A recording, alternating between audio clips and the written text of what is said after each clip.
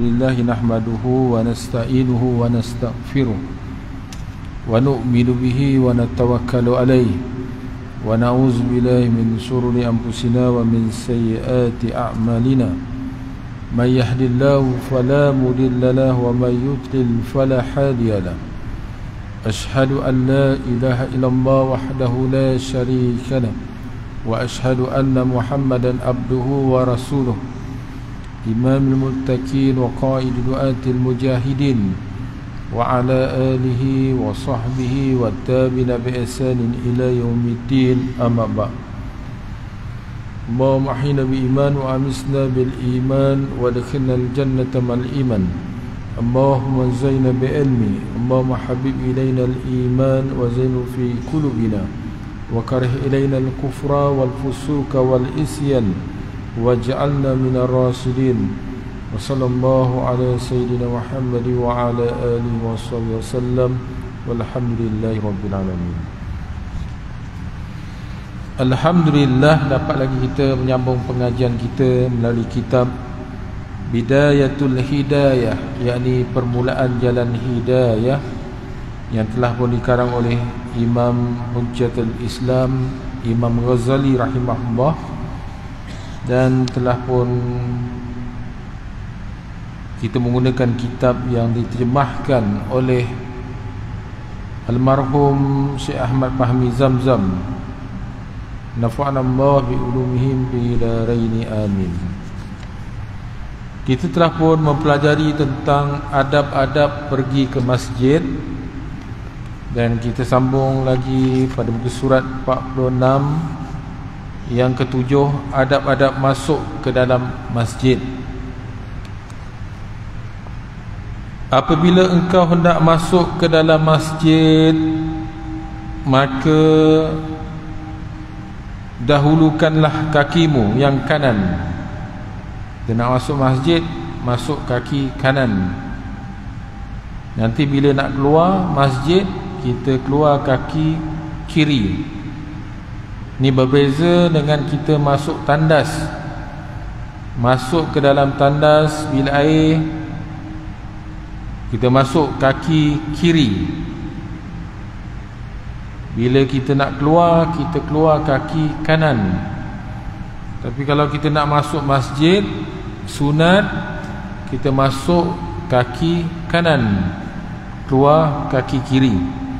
Dan baca olehmu Allahumma salli ala Sayyidina Muhammad wa ala ali Muhammad wa sahbihi wa sallim. Allahumma ghafir li zunubi waftah li abwab rahmatik. Artinya, ya Allah, berikanlah rahmatmu dan salam sejahtera kepada penghulu kami Nabi Muhammad sallallahu alaihi wasallam dan kepada keluarga serta sahabat baginda. Ya Allah, Allahumma ghafir li zunubi, ya Allah, ampunkanlah dosa-dosaku. Waftah li abwab rahmatik, dan bukakanlah bagiku pintu rahmatmu. Ini bila nak masuk masjid, kita doa begitu, supaya kita mohon ampun kepada Allah Subhanahu Taala tentang dosa kita, dan Allah bukakan rahmat untuk kita. Apabila engkau melihat di dalam masjid orang yang menjual sesuatu, luar masjid dia menjual, tak ada masalah. Cuma bila azan dia berhentilah, kerana menghormati azan dan menghormati sembahyang. Maknanya sembahyang pun, jualan itu dia tinggalkan dulu, lepas tu pergi ke masjid. Dia dapat pahala berjemaah, dapat di awal waktu. Tapi yang ini dia jual di dalam masjid, dia berniaga dalam masjid. Apabila engkau melihat di dalam masjid orang yang menjual sesuatu, maka kata olehmu, mudah-mudahan Allah tidak memberi keuntungan kepada perniagaanmu. Artinya apa? Doa kita supaya orang tu tak dapat keuntungan, nak beritahu kepada peniaga tu tak boleh berniaga dalam masjid. Luar masjid tak ada masalah dia nak berniaga, dalam masjid tak boleh. Dan apabila engkau melihat orang yang mencari sesuatu, harta yang hilang, hilang selipar ke apa ke, maka kata olehmu, mudah-mudahan Allah tidak mengembalikan kepadamu harta yang hilang itu. Maknanya apa? Maknanya reda ajalah dengan apa yang kita gunakan. Contoh selipar ke, barang kita ke hilang di masjid, maknanya kita disuruh reda, maknanya disuruh berserah diri kepada Allah SWT. Begitulah kita disuruh oleh Rasulullah SAW. Kepada orang niaga jangan dapat keuntungan, orang yang niaga dalam masjid lah. Itu juga orang yang hilang barang dalam masjid, maka Allah tidak akan kembalikan harta yang hilang itu. Mudah-mudahan ada rahmat daripada Allah SWT, dan kita diajar untuk berserah diri kepada Allah SWT. Apabila engkau masuk ke dalam masjid, maka jangan engkau duduk sehingga engkau sembahyang dahulu 2 rakaat tahiyatul masjid. Jadi kalau kita masuk masjid, kalau belum azan ataupun belum orang melakukan sembahyang, imam belum mengangkat takbir,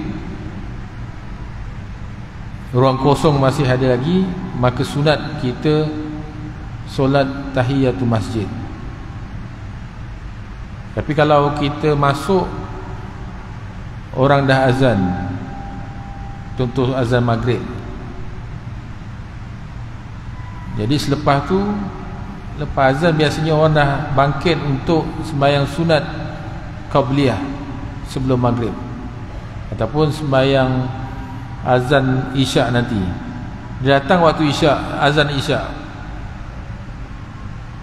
kemudian lepas azan isyak solat qabliyah isyak. Jadi dia tak perlu lagi lah sembahyang tahiyatul masjid, dia terus sahaja sembahyang sunat sebelum maghrib, ataupun sembahyang sunat yang situasi yang kedua tadi sebelum isyak. Kalau imam sudah angkat takbir, dia terus sajalah sembahyang mengikut imam, tak perlu lagi sembahyang sunat yang lainnya.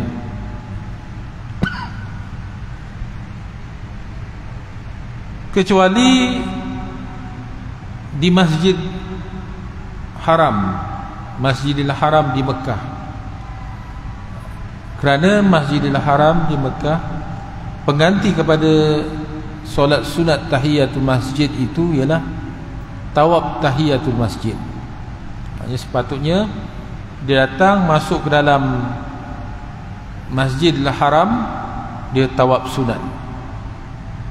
Cuma tawaf sunat tu dia 7 pusingan daripada Hajar Aswad, pusing menemui Hajar Aswad.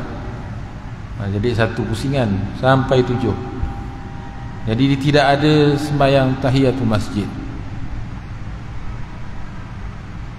Tapi ada juga pendapat yang menyatakan boleh juga melakukan sembahyang tahiyatul masjid. Tapi yang kuatnya dia tidak ada. Sebab tu diganti dengan tawaf tahiyatul masjid, bagi memuliakan Masjidil Haram.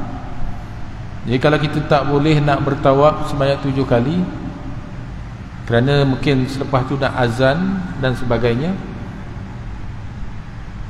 ganti sajalah sembahyang yang lain, ataupun terus menunggu kepada sembahyang berjemaah.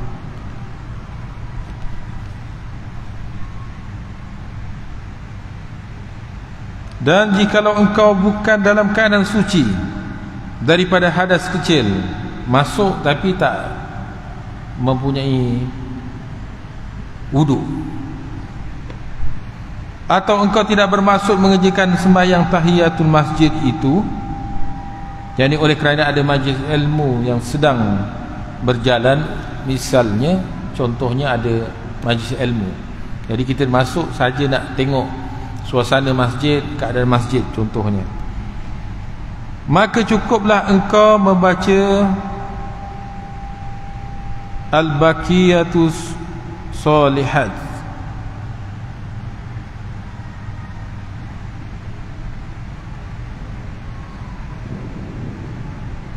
membaca Al-Baqiyatus Shalihat 3 kali, dan mengikut pendapat sebahagian ulama 4 kali.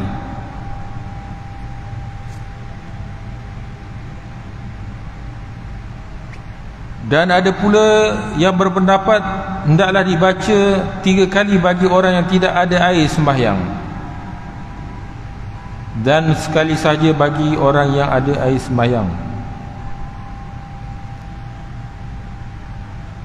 Apa dia Al-Baqiyatus Shalihat? Iaitu apa-apa perkataan yang baik. Contoh, kita baca surah Qul huwallahu ahad, kita baca 3 kali. Tapi ada pendapat ulama kata baca 4 kali. Ada yang menyatakan dalam kitab ini yang kita baca tadi, yang tak ada air sembahyang baca 3 kali. Kalau kita baca Qul huwallahu ahad, surah Al-Ikhlas itu 3 kali kalau orang tak ada sembahyang. Kalau dia ada sembahyang tapi dia tak sembahyang tahiyatul masjid, dia hanya nak melihat kawasan masjid sahaja, maka dia baca sekali suratul Ikhlas tadi contohnya, ataupun bacaan-bacaan yang baik. Dia berselawat ke? Berselawat 3 kali.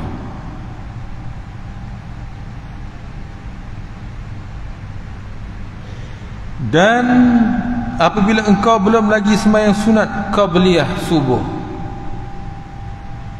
ini kalau kita masuk waktu sebelum subuh,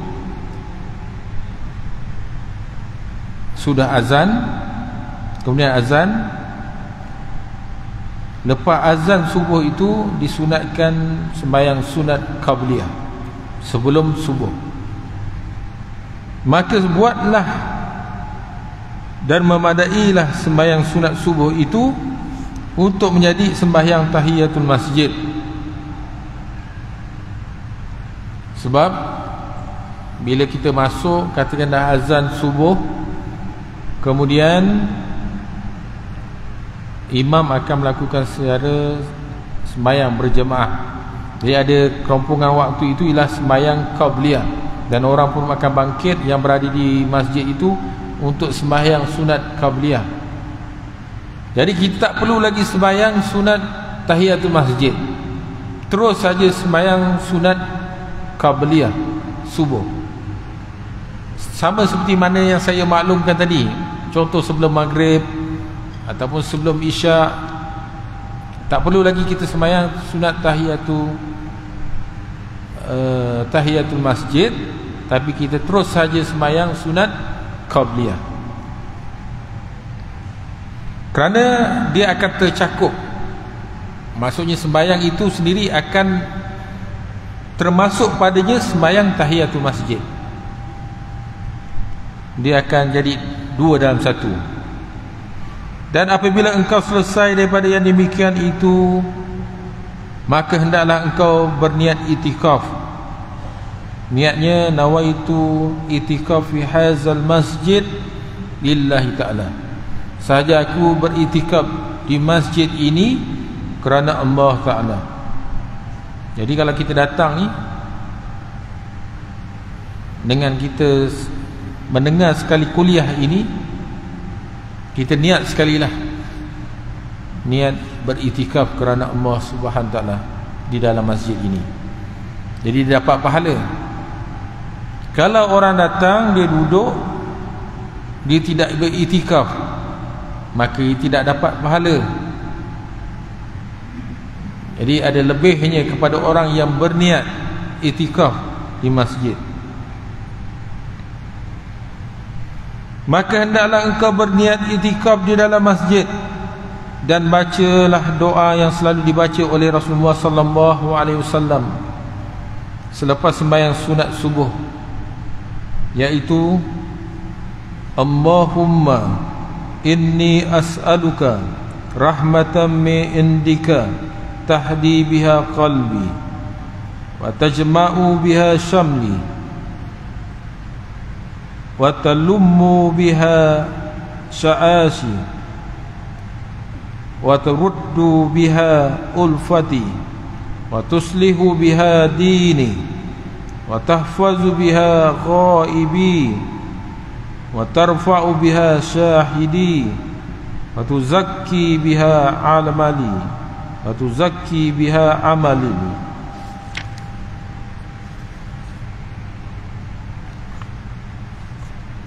Artinya, ya Allah, sesungguhnya aku memohon kepadamu akan rahmat yang turun di sisimu, yang dengannya engkau memberi hidayah di dalam hatiku, dan dengannya engkau himpunkan yang bercerai-cerai daripada segala urusanku, dan dengannya engkau kumpulkan yang bercabang-cabang daripada segala pemikiranku, dan dengannya engkau pulangkan segala yang menjinakkan hatiku, dan dengannya engkau perbaikkan akan agamaku, dan dengannya engkau peliharakan segala sesuatu yang ghaib daripada pandanganku, dan dengannya engkau terima syahadahku, penyaksianku, dan dengannya engkau bersihkan segala amalanku, wa tubayyidu biha wajhi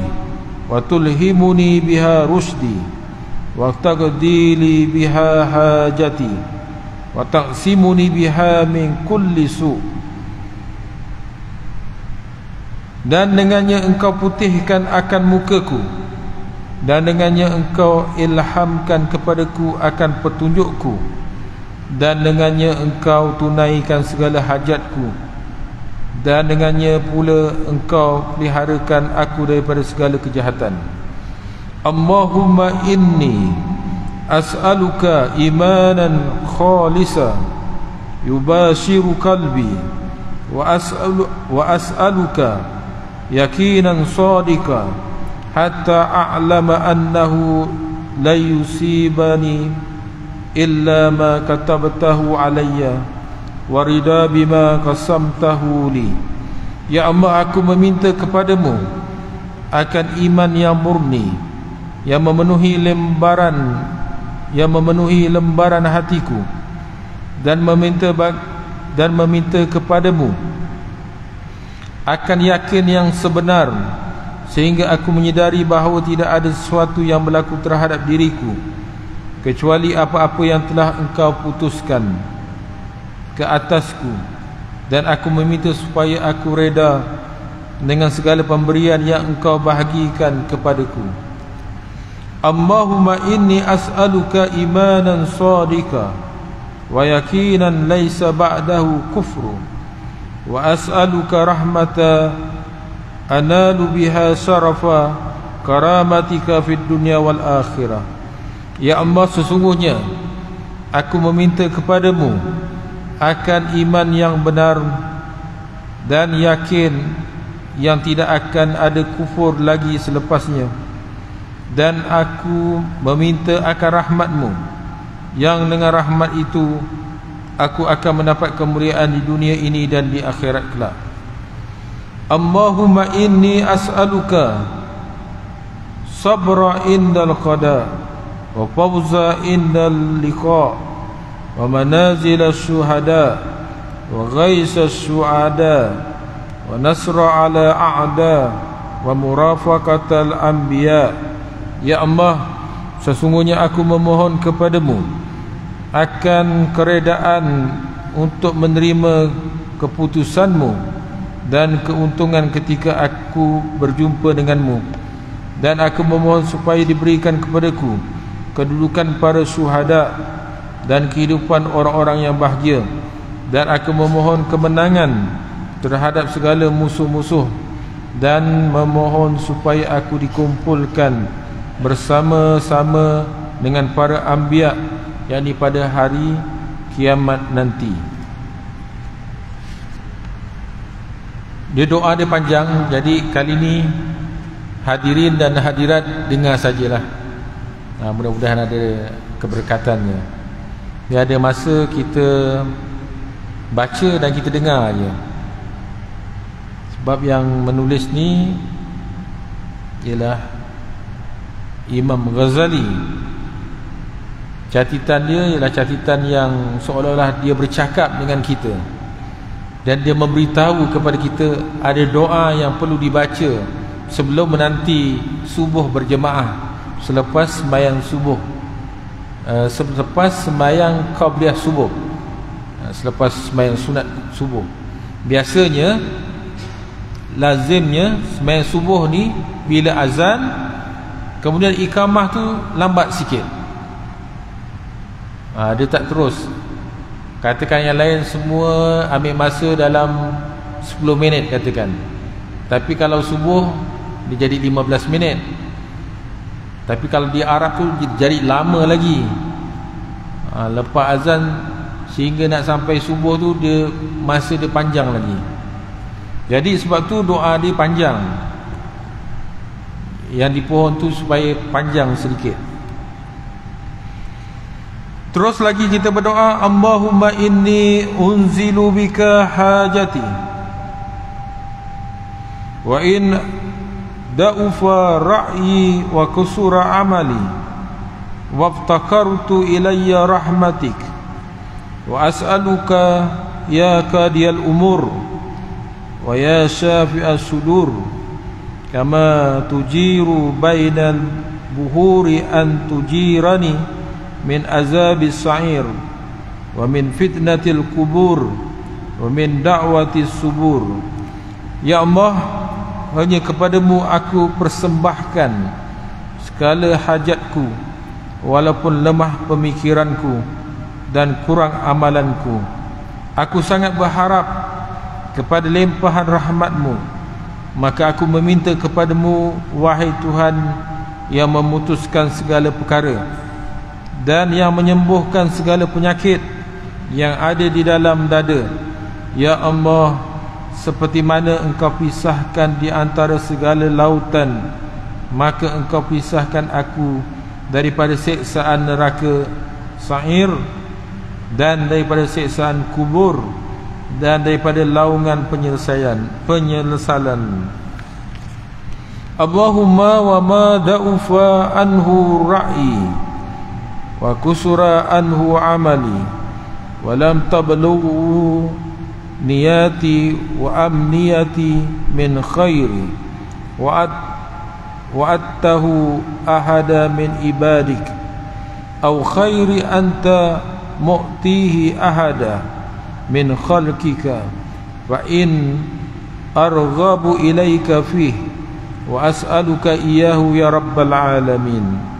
Ya Allah, apa juga kebaikan yang lemah pikiranku daripada mencapainya, dan kurang daripadanya amalanku, dan tidak sampai kepadanya niatku dan cita-citaku, sama ada daripada kebaikan yang pernah engkau janjikan untuk memberikannya kepada siapa sahaja daripada hamba-Mu, atau daripada kebaikan yang telah engkau kurniakan kepada siapa sahaja daripada hamba-Mu. Maka sebenarnya ya Allah, aku sangat berharap supaya engkau mengurniakan kebaikan yang seperti itu kepadaku, dan aku sangat memohonnya bagi diriku, wahai Tuhan sekalian alam. Maksudnya kita mohon apa yang Allah telah janjikan kepada hamba-Nya. Allah janjikan kepada hamba-Nya yang baik ialah syurga. Allah janjikan kepada hamba-Nya, boleh saja Allah melepaskan siksaan azab, boleh saja Allah Subhanahu Wa Taala mensegerakan orang itu terus masuk ke dalam surga tanpa hisab. Semuanya boleh dilakukan oleh Allah SWT, dan Allah telah pun memberitahu kepada kita daripada firman-Nya ataupun yang diberitahu oleh Nabi kita Muhammad SAW tentang kisah-kisah yang berlaku di akhirat, tentang kelebihan-kelebihan kepada hamba-Nya. Tapi kita tak terdaya termasuk dalam golongan itu kerana lemahnya kita, kerana amalan kita yang sedikit. Tetapi kita mohon kepada Allah SWT, semoga kita ni tergolong juga, walaupun sikit amalan kita, tergolong juga dalam golongan yang mendapat kebaikan yang dijanjikan oleh Allah Subhanahu Wa Taala. Allahumma ij'alna hadi muhtadin ghaira dalin wala mudillin harban li'a'daika wa silman li'awliyaika nuhibbu bihubbika nas wa nu'adi bi'adawatika man khalafaka min khalqik. Ya Allah, jadikanlah kami ini daripada golongan hamba-Mu yang mendapat petunjuk dan memberi petunjuk kepada orang lain, bukan daripada golongan yang sesat, dan bukan pula daripada mereka yang menyesatkan orang lain.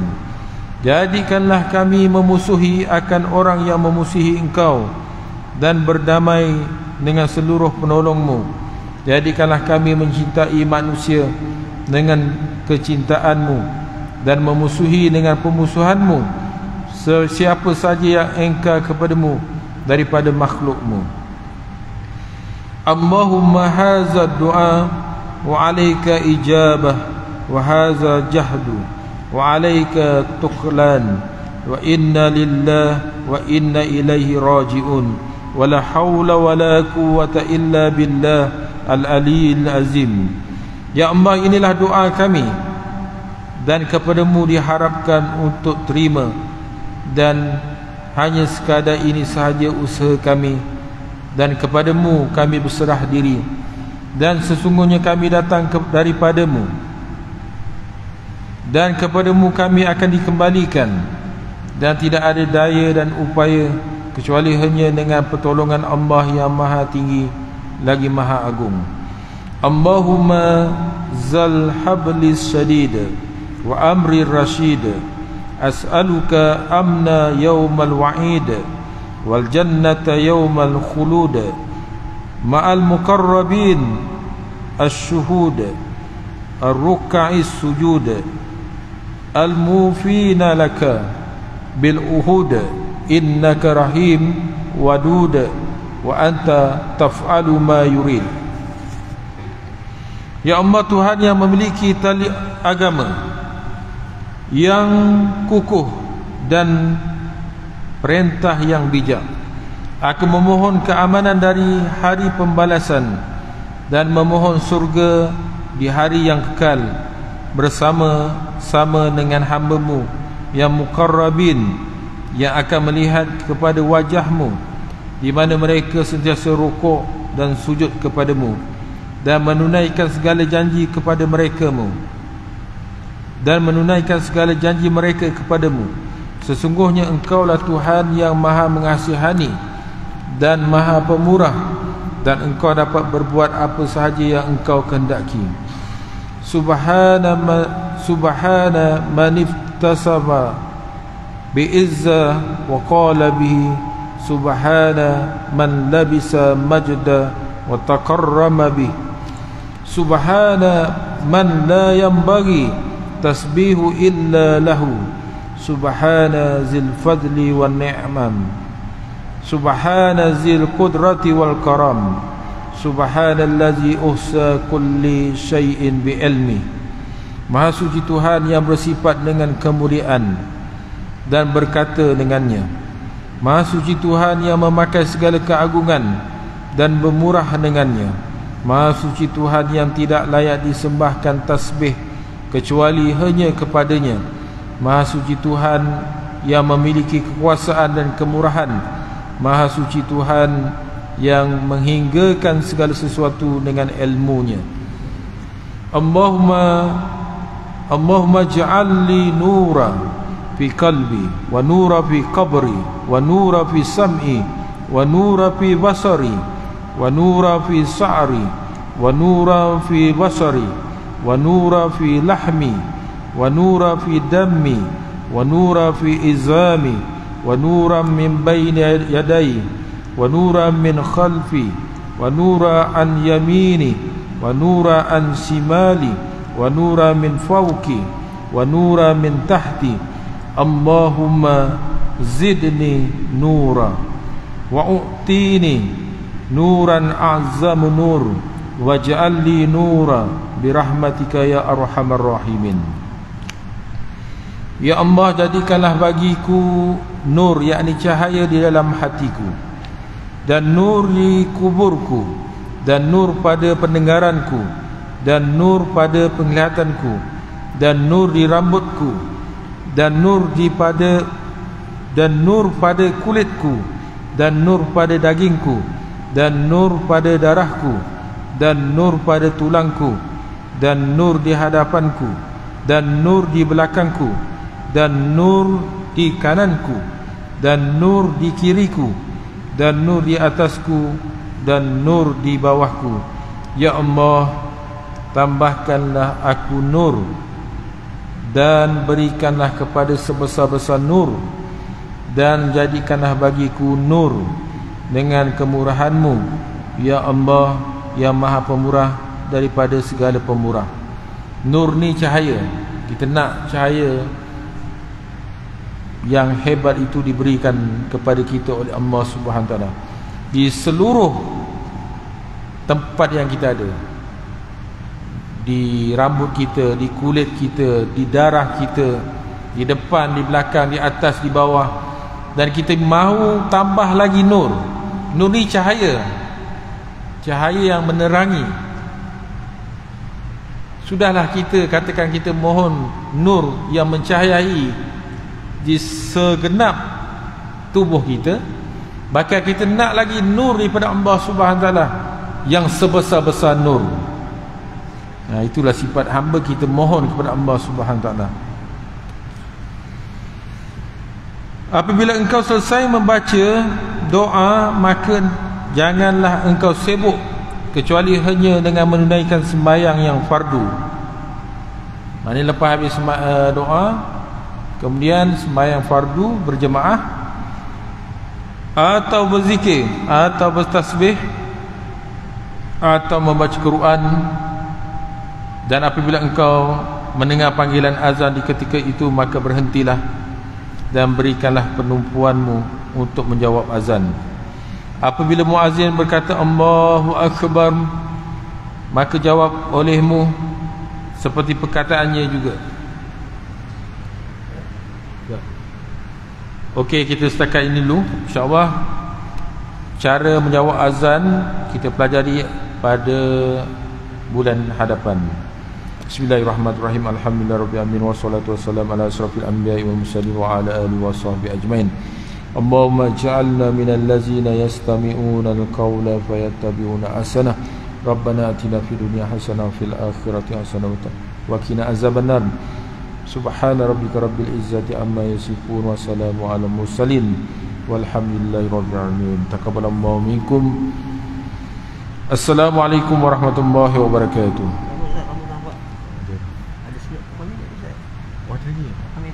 Saya tak perasan dah. Tak apalah, kita pergi awal. Bulan lepas saya pergi umrah. Ada Ustaz, ada umrah ya? Nanti tak ada tu. Berapa minggu? 2 minggu je lah, 14 hari lah. 14 hari. Lama tak ya? Boleh lah. Yang untuk bulan ni ramai lah yang ke sana. Kalau yang rakyat Malaysia lagilah. Sentiasa. Dia sebab ni kalau yang